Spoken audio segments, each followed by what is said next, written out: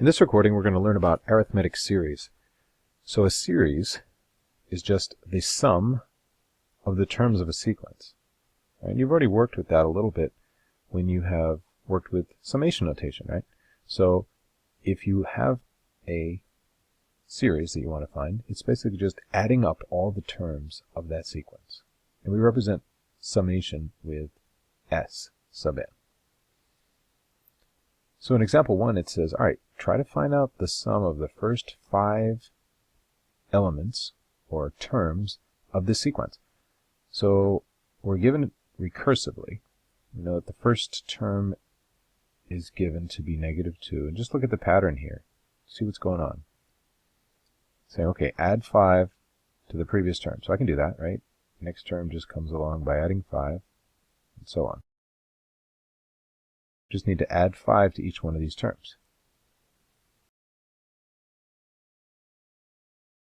Okay, so now that I have that, I can just find the sum by adding up those terms. So add those up, and hopefully you get 40. So S sub 5 is equal to 40. Now we're going to do an important discovery right now, where we figure out the sum of an arithmetic series. So keep in mind, arithmetic series are series where the terms have a common difference. They're adding to go to the next term. So check out this common arithmetic series, 3, 5, 7, 9, 11. It's going up by 2, as indicated by the formula here, recursive rule. So let's do a little discovery to see if we can make some sort of a rule or a formula for the sum of any arithmetic series. So, first off, what does each of the paired off sums equal? Well, what we're going to do is this rainbow addition. Each of these pairs has the same sum, which is 20. Why does that make sense? Consider that for a second and play the recording. Hopefully you recognize that the number on the right of the rainbow is increasing by 1 each time, while the numbers on the left are decreasing by 1, so they have a constant sum.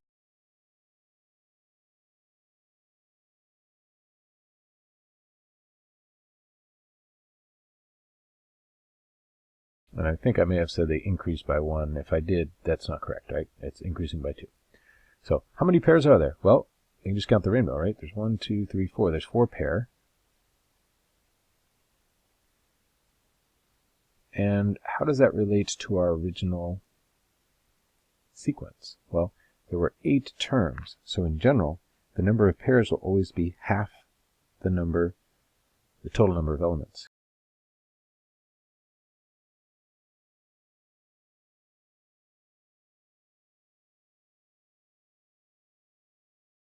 Okay, in part D, let's use our answers to A and C. So we got 20 as a sum. We have 4 of those 20s. So that just means multiply, right? 4 times 20 is 80. So right away we found the sum, which we could have found anyway, right? Adding those all up. But sometimes it's not very convenient. And this was just a warm-up, right? This was a discovery to lead into a general formula. So let's generalize now. Create a formula for S sub n. Okay. Well, as you saw, we always add up a sub 1, the first term, plus a sub n, the last term. Find that sum. And how many of those additions should there be? Well, there should always be half of n number of them. So the number of rainbows will always be n over 2 times the sum of the first and last. Okay. And that's the formula you're going to see on the next page. The sum of an arithmetic series.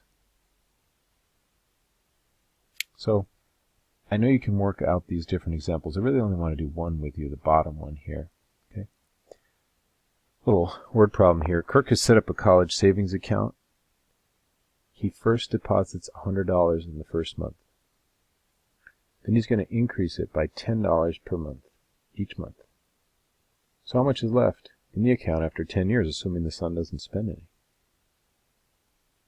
Well, this is typical of a situation in which we want to find the sum, and we know our formula. Let's just jot that to the side. Typically, we don't know the last term.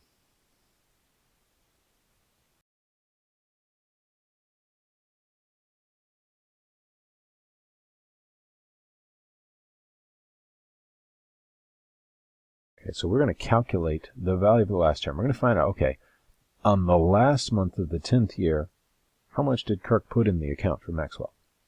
So that's going to be, well, shoot, we're dealing with months and years here. So first got to figure out that. So n equals 10 years of 12 months, 120 months, right? That's an important consideration.